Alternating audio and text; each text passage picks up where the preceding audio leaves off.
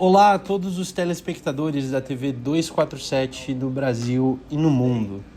Hoje, um convidado muito especial.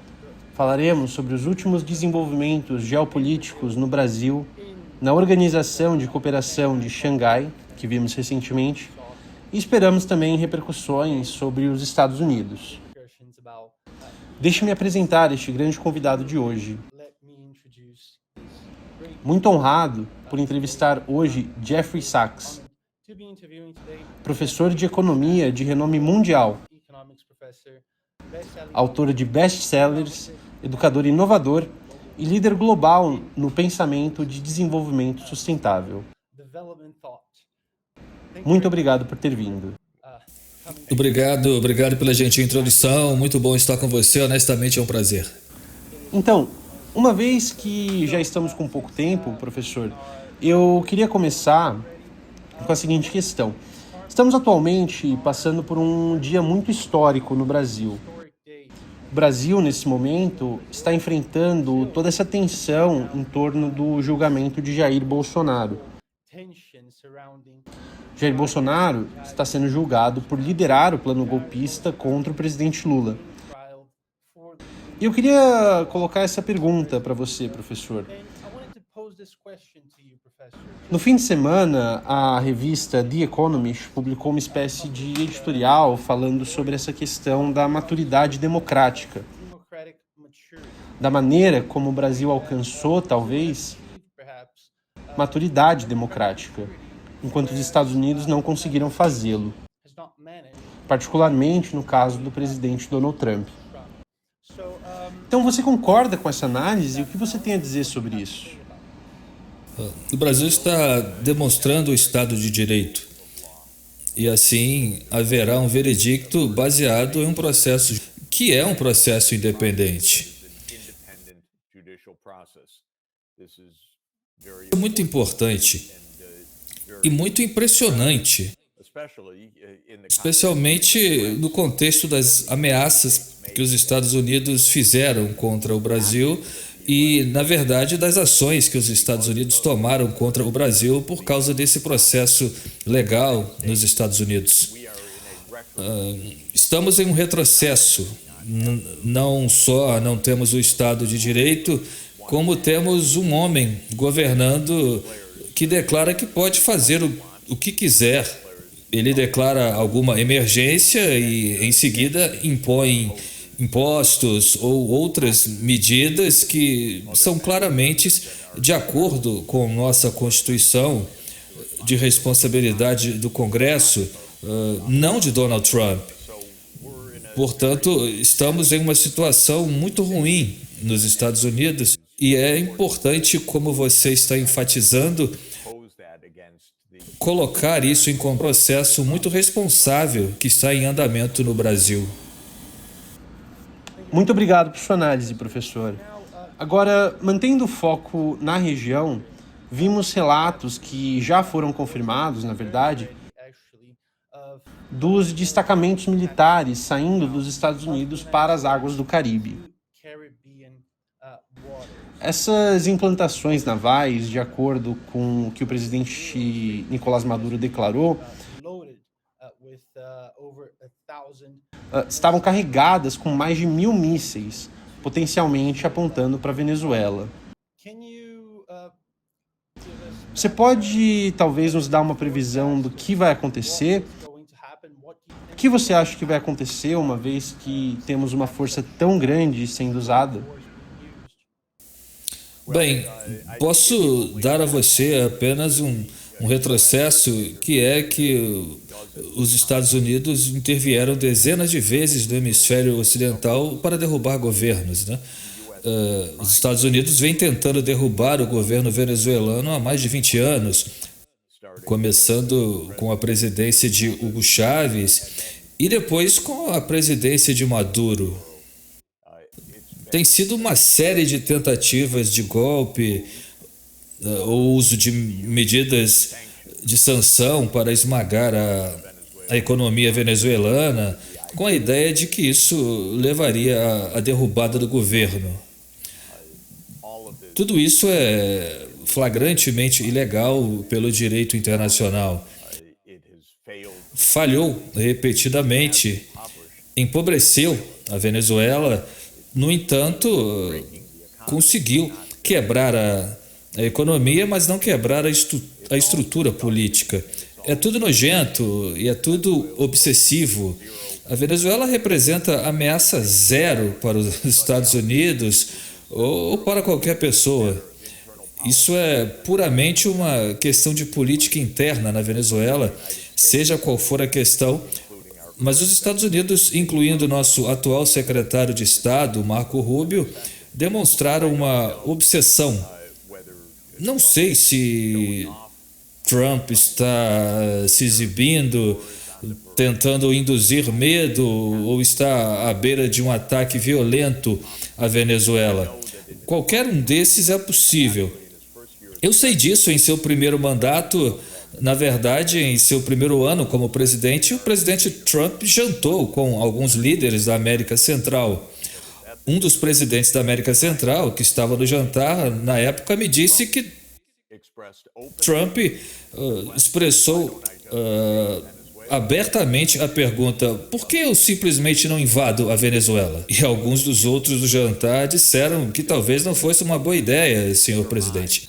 Mas essa era uma suposição aberta, típico de Donald Trump. Esse é o tipo de banditismo que conhecemos da história americana. Aplica-se em todo o mundo, mas tem sido uma fórmula especial no hemisfério ocidental. É realmente muito preocupante. Não sabemos o que vai acontecer e estamos acompanhando esses eventos dia após dia. Então, esperançosamente, espero que não tenhamos apenas o cenário ao qual o presidente da Colômbia, Gustavo Petro, se referiu ontem. Basicamente, transformar a Venezuela em o quê? Um Iraque? Uma nova zona de guerra? Uma nova zona de guerra. Tudo é possível. Eu diria que os Estados Unidos estão tão sobrecarregados e cada vez mais desprezados em todo o mundo que isso seria uma ideia terrível. Além disso, uma péssima ideia. Esse é um momento terrível. Donald Trump não deveria ser confuso que qualquer tipo de guerra ou operação de mudança de regime, de alguma forma, redundaria em seu benefício ou no benefício dos Estados Unidos. Mas ele é um homem confuso, então não acho que possamos ter certeza. E, professor, acho que você aludiu ao fato de que Washington e Bruxelas estão, de alguma forma, se tornando cada vez mais isoladas. Eu acho que você já se referiu a isso muitas vezes. Sabemos que, no caso da Europa, por causa das sanções que foram aplicadas contra a Rússia após a guerra na Ucrânia. E agora o Washington, que decidiu aplicar tarifas arbitrariamente contra o país de onde eu falo, por exemplo. Aqui aplicou-se de tal forma única, talvez, na verdade. Porque havia clareza lá, uma razão política, havia clareza de uma razão política para as tarifas de 50% que estamos sofrendo atualmente. Eu queria fazer a seguinte questão. Você acha que, através dessas medidas, os Estados Unidos e a Europa estão realmente se tornando cada vez mais isolados, enquanto o Sul global, que muitas vezes é retratado como, a Rússia está isolada, a China isolada, o Irã? É realmente o fato, você que está nos Estados Unidos, de que esse país está se isolando agora?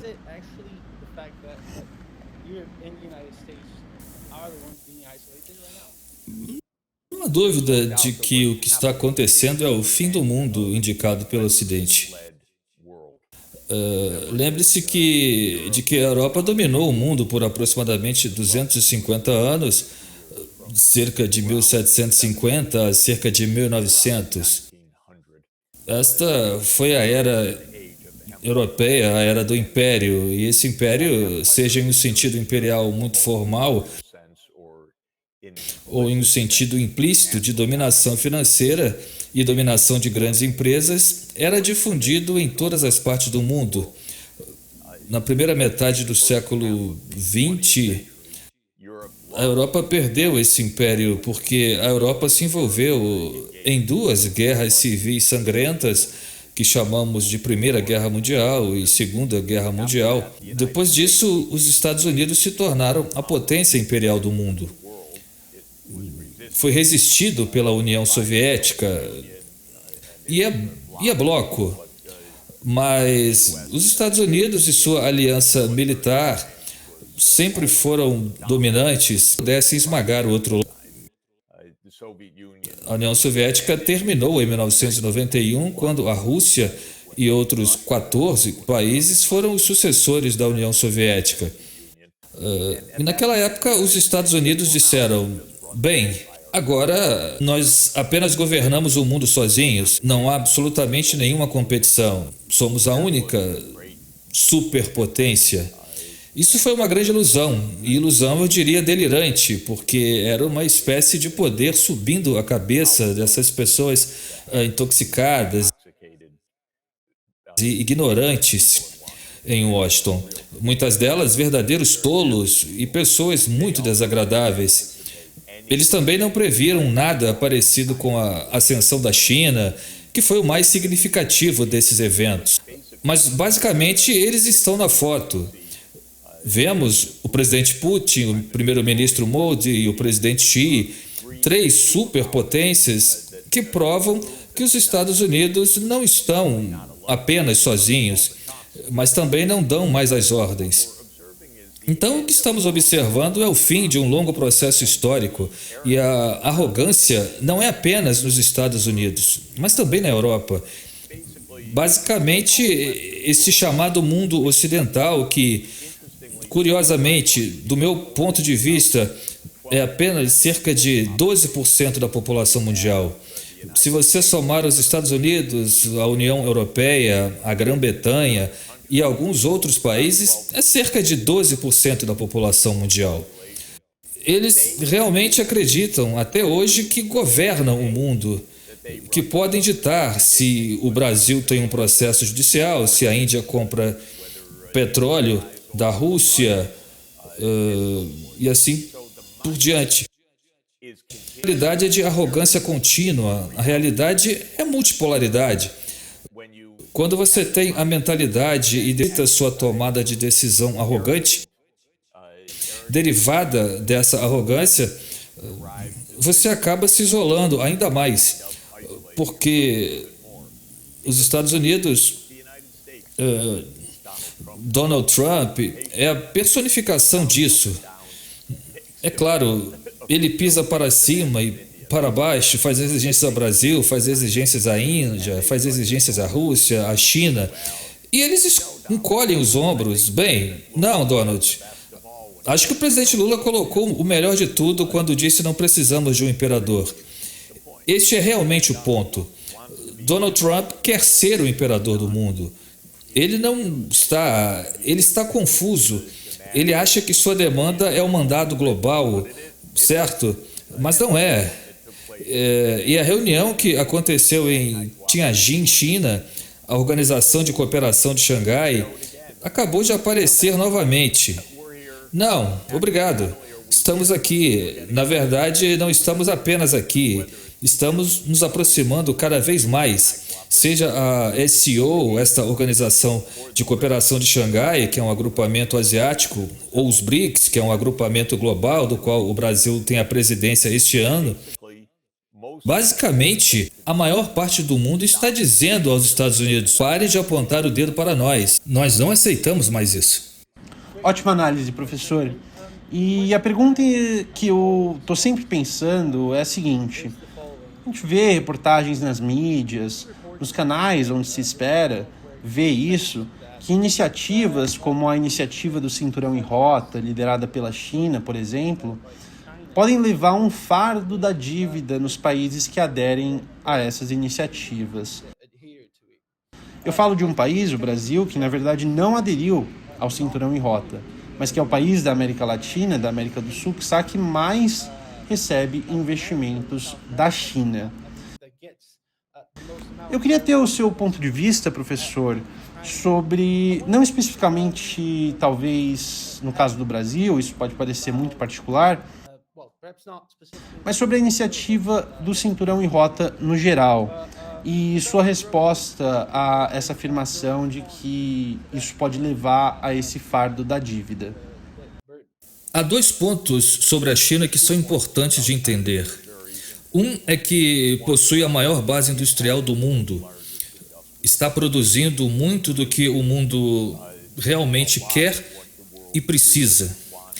Está produzindo os módulos de energia solar, está produzindo elétricos, está produzindo os navios de hidrogênio limpos, está produzindo o hidrogênio verde, aparelho de hidrólise, está produzindo o trilho rápido. É realmente impressionante a propósito. E eu tenho observado por mais de 40 anos, eles fizeram um progresso estupendo da pobreza à riqueza e de um usuário de tecnologia a um inovador de tecnologia de ponta. Realmente um bom modelo.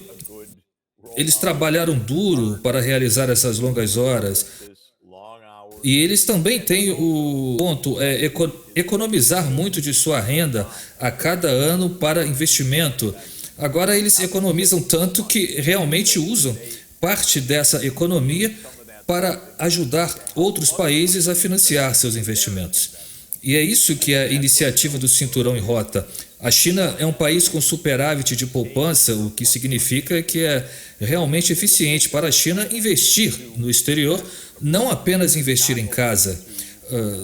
Pode investir no exterior por empresas que se mudam para o exterior, por exemplo, para fabricar veículos elétricos chineses, ou emprestar dinheiro a governos que usam isso para comprar infraestrutura chinesa, por exemplo. Bem, é isso que é a iniciativa do Cinturão em Rota. E o ponto principal da iniciativa do Cinturão em Rota é que, se os investimentos que estão sendo financiados tiverem uma boa taxa de retorno, alta e maior do que o custo do capital que está sendo emprestado, é uma coisa inteligente a se fazer esses investimentos. Exorto o governo chinês em uma coisa em particular, que é que quando eles estão emprestando para países de baixa renda, por exemplo, na África, eles devem fazer o vencimento do empréstimo sob o cinturão e rota de 20 anos ou mais. Porque um país pobre precisa de muito tempo para retornar o empréstimo como este. Porque o processo de crescimento é um processo de crescimento de mais de 20 anos. Mas dizer que a iniciativa do Cinturão e Rota é de alguma forma perniciosa é uma declaração ciumenta dos Estados Unidos, que não tem um excedente de poupança, tem que pegar emprestado do resto do mundo, não tem essa vasta aplicação para compartilhar com o resto do mundo, não estão na vanguarda do trem rápido ou da energia renovável, ou do transporte marítimo, e assim não poderiam fazer a iniciativa do Cinturão e Rota da mesma maneira. Eu gostaria que fosse mais voltada para o futuro, mais engajada no resto do mundo, não apenas lançando guerras comerciais, mas que os Estados Unidos acusassem que algo está errado com a iniciativa do Cinturão e Rota e colocar tudo de cabeça para baixo. A China deve ser elogiada por usar sua poupança nacional para ajudar a estimular o desenvolvimento em todo o mundo, deve cuidar para que as condições do empréstimo sejam sólidas, mas isso pode ser feito e deve ser feito, e deve cuidar para que os investimentos que estão sendo feitos sejam investimentos bons, lucrativos e de longo prazo. Mas, tendo dito essas duas coisas, este é um programa maravilhoso que deve ser expandido, não um que deve ser criticado. E, professor, a iniciativa do Cinturão em Rota, ontem, por exemplo, também acabamos de ver o lançamento do que acredito ser chamado de Iniciativa de Governança Global, na cúpula de Tianjin. Você acredita que a China agora está apresentando essas ideias e essas ideias são fundamentalmente diferentes? Está propondo uma ordem verdadeiramente global que é distinta do que vimos no passado?